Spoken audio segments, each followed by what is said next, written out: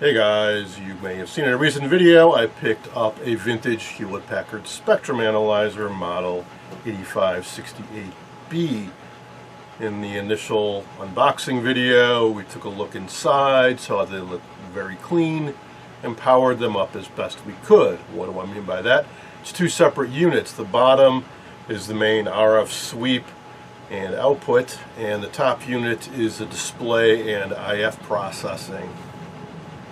There are two specialized interconnect cables that connect the two. I didn't get them. These are listed as two separate listings on eBay, no cables included. But I found a seller that did have them. Wasn't exactly cheap, but he had them. They're on the way. They won't be here for a few more days. But I thought we could take this opportunity to talk about them a bit more. And spectrum analyzers in general. What are they? What can you do with them?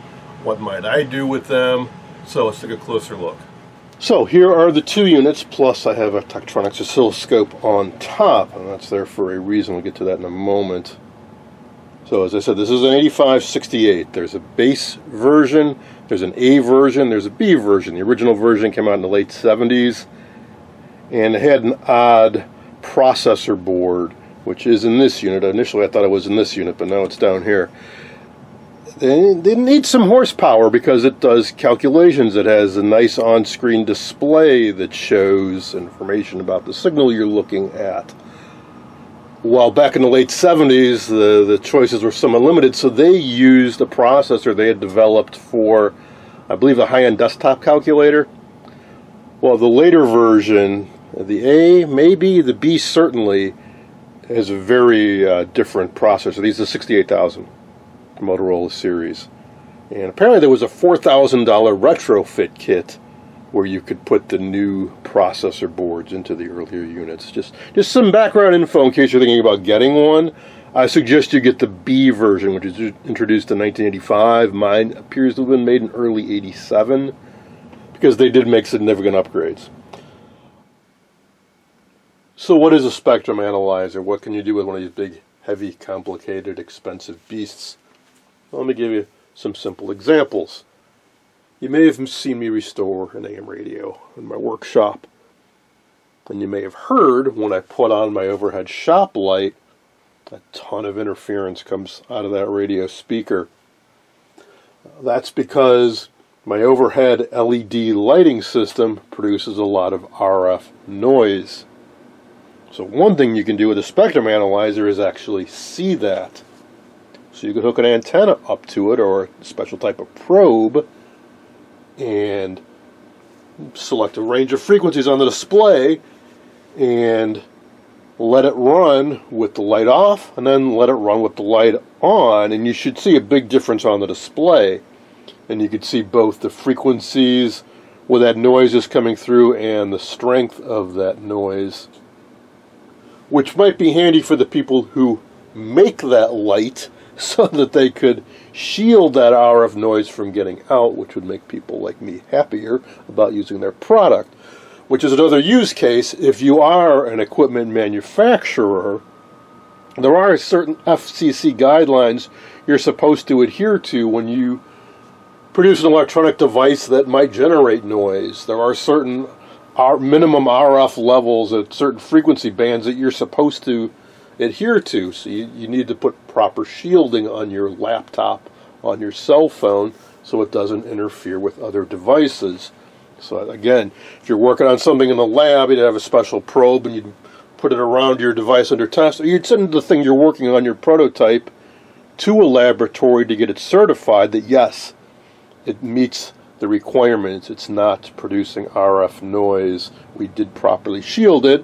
Or if it fails, they can tell you at these frequencies, the noise that it's putting out is too strong, and here we got these results from the spectrum analyzer, and they can show you, samples of the readings off the display. Another common use case is to check the output of something that is supposed to be outputting an RF signal. So in the case of an RF generator, for example, I have an 8662 and an 8664, both of which are supposed to produce an exceptionally clean, stable signal. So if I was to put 100 megahertz out of my 8662 and feed it into this, I should see a nice solid line at 100 megahertz and nothing to either side of it. No harmonics, no noise, or very, very, very little.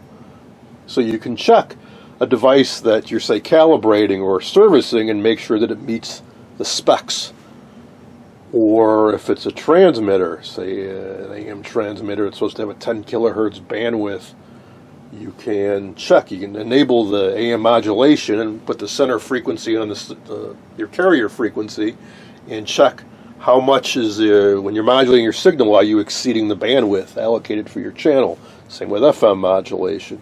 It lets you see the frequency information about your signal, and whereas an oscilloscope shows you the time information.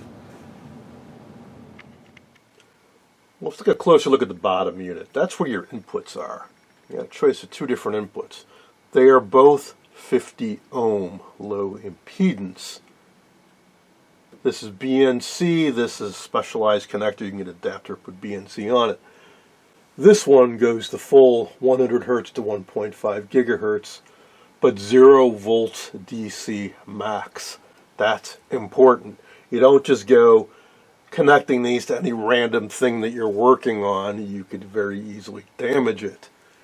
The other one's a little bit more robust, but it doesn't go down quite as low. It goes from 100 kilohertz to 1.5 gigahertz. But this you could put 50 volts DC max plus 30 dBm max. Pay attention to this. You do not want to damage your spectrum analyzer. Be very careful what you connect these to. There's a couple reasons why I put this scope up on top. One, to illustrate the difference. So on the spectrum analyzer, we have frequency along the horizontal axis. On oscilloscope, we have time, but they both show the signal amplitude vertically. So an interesting possibility that somebody had mentioned to me, we were talking a little bit on Facebook about ways you could use these. So as I said, the input of this is specialized, it's sensitive, but something you might not know about oscilloscopes, particularly Tektronix, both the older 465 family and the 2465 family, have something interesting on channel 2.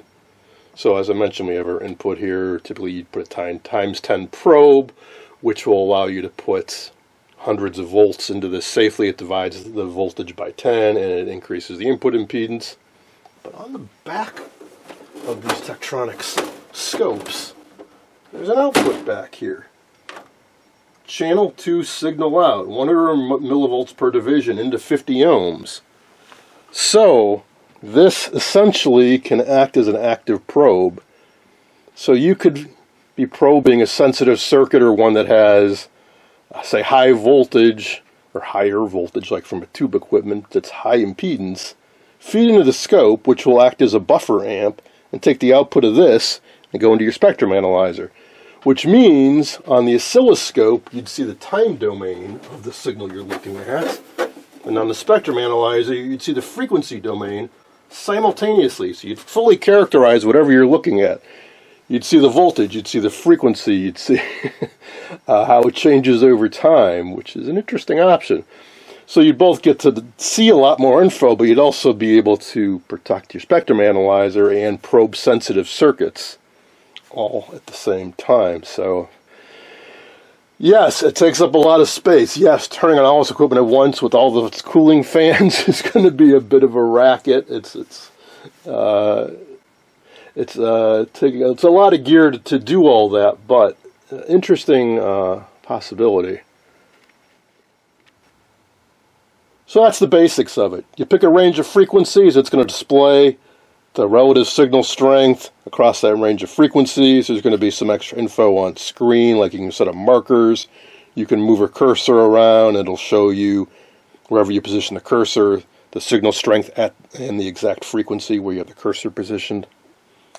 Alright, so something I've seen demonstrated and have been asked about is, can you align a radio or a TV? Can you do an alignment with this gear, with a spectrum analyzer in general? And generally, no, you cannot. With this equipment that I have right here, no, I cannot. Why? we have two issues, two things we're lacking. One I already mentioned, the input impedance. It's only 50 ohms. If we're talking about tube-based gear and we want to look at an IF stage and peak up the coils, say in an AM radio, that circuit, say between the first and second IF stage, is very high impedance. It's very sensitive to loading. If I was to just take this, hook up an alligator clip and clip it onto the grid of a tube, it's going to totally swamp out that circuit. It's going to load it down. Could I loosely couple it? Maybe. Take like a 10 picofarad cap and go from that to the input of this. Probably not, though, because not only are these low impedance, they don't have a ton of gain. If we want to probe around really sensitive circuits that have really low voltage levels, we're talking microvolts, maybe millivolts, we need what they call an active probe, a buffer amp. So that's one thing you could do with this scope, as I mentioned earlier, is feed your signal into this. Use a times 10 probe, so you have a high input. It would have a 10 mega ohm impedance and low capacitance. And then this also has very nice amplifiers that preserve the signal integrity and amplify it. And it has that output jack, so we can go into this. So this could be our active probe, albeit an expensive, large active probe, or we can actually get an active probe. There's a connection right here. It says probe power. Yes, they do sell an accessory probe for this, and most spectrum analyzers also have an accessory probe you can get. They're not terribly expensive, maybe $100 or so. And yeah, you would plug in the power there. So what does it need power for? There's an amplifier in the probe tip. It has a FET input. So a high impedance, wideband amplifier with low capacitance. So you would not disturb your sensitive circuit very much at all while you're probing it. So that's one thing we would need to do. Now, there are a few spectrum analyzers that have a built-in high impedance input. You may have seen Mr. Carlson do an alignment with one of those. Yes, those are very nice to have. A little bit harder to find, a little bit more expensive. But if you can find one, yes, you can absolutely. That has the built-in capability to do an alignment. Because I believe that model also has the other thing that we're lacking in this particular model, as it's configured, which is a tracking generator. You can get one. There's an accessory you can hook up to this. So I can, if I get my hands on one, it's a model 8444, I believe, we could do an alignment with this. So what is a tracking generator? A tracking generator is a sweep generator. So this listens for RF. A tracking generator produces RF. So if we had an active probe and we hook this up to an IF amplifier, to an IF circuit, and we wanted to align it, we're just listening.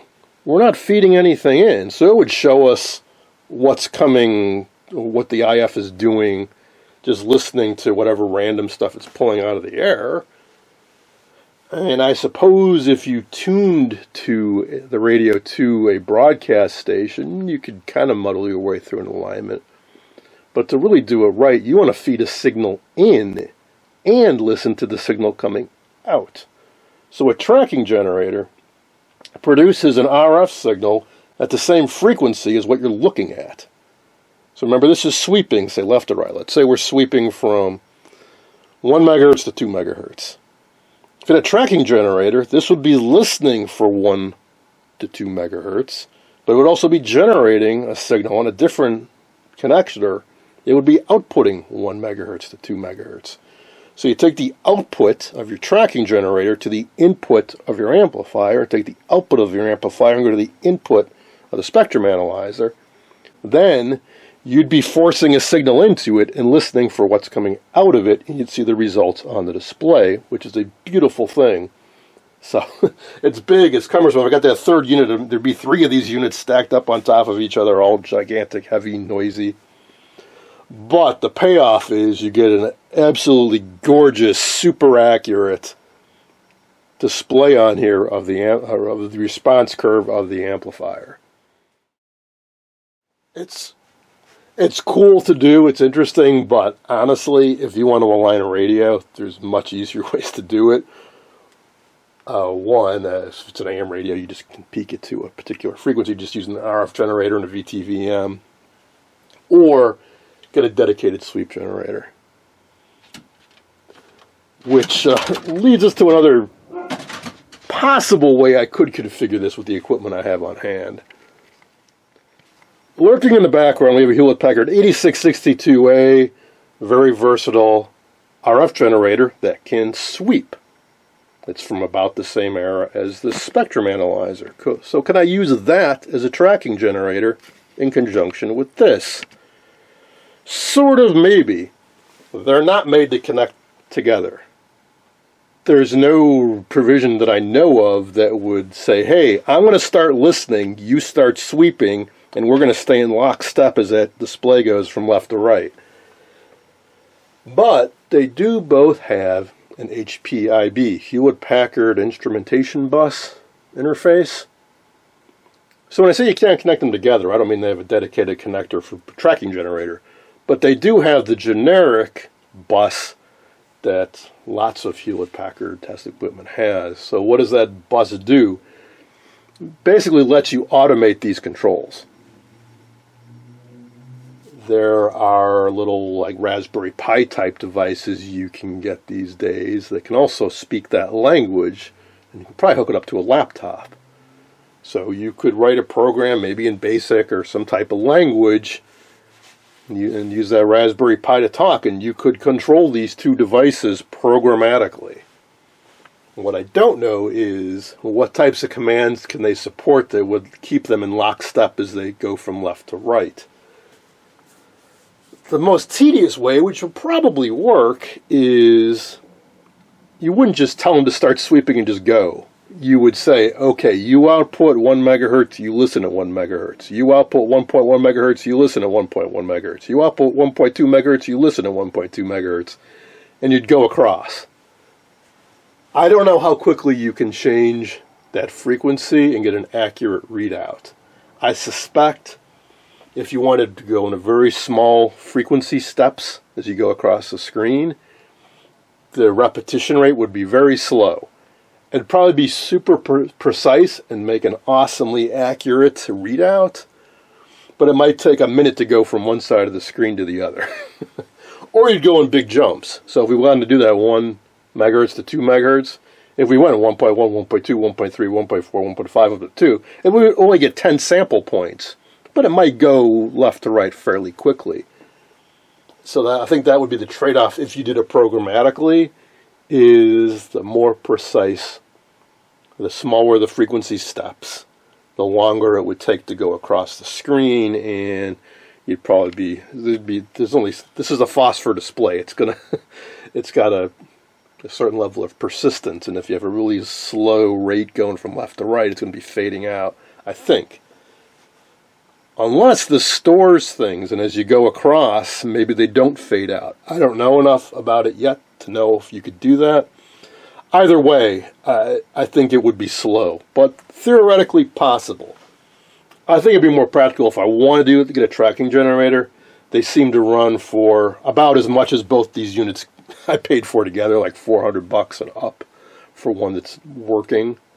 There's not much to them. There's only a couple controls on the front, I think. There's no display. They're nowhere near as elaborate as it's just sort of a gray box that has an RF output on it. And I think it's only half the height of one of these. But assuming I hook these up when those cables come and I turn it on and it basically works, or with a little bit of tinkering I can get them to work pretty well, I'd be far more inclined to seek out one of those tracking generators so we can play around with it. Which gets to the point of, okay, as I talked about a little bit when I got these, is why did I get them and what am I going to do with them? Would these have helped me in any project that I've ever done on my channel? Doubtfully. Would I have used them in any of the projects I've done? Maybe. I mean, when I was getting that 8662 or some other RF generators I refurbished, sure, it'd be great to look at the output of it. I've looked at the output of it on the scope, but you get more frequency info out of a spectrum analyzer. Would it help me get a radio working? Would it help me get a TV working? Not really. but just general interests. If you're interested in electronics and ham radio, just to be able to look at a signal in different ways, see what kind of stuff is in the ether around you, hook up an antenna to it and see what's going on. Take that antenna and wave it around something you're working on. You can pick up the local oscillator on a radio and see what it's doing here, and as you tune the dial, you'd see the change over here. So I think it would help you just increase your general understanding of electronics and the relationship between frequency and time and signal strength and all that kind of stuff. But as far as troubleshooting and fixing a tube amp or a tube radio or something, no, you don't need something like this, and you probably wouldn't want to use it. But I don't want to discourage you, of course, from exploring and increasing your knowledge and playing around with stuff like this. And as I've mentioned before, you can get a tiny SA, which is a little like Raspberry Pi thing that can do a lot of what this can do, for about $100 or less. So if you just want to do that, you get one of those. If you enjoy the challenge of working on something from the 80s, these big clunky things, which are serviceable. I mean, you can get in there and you can replace chips, you can replace transistors. There is service info out there for these. I'll leave that up to you, but that's the basic gist of what this can do and what it's all about. These cables will be here 4 or 5 days, and when they do, the moment of truth will come. That's it for now. Thanks for watching.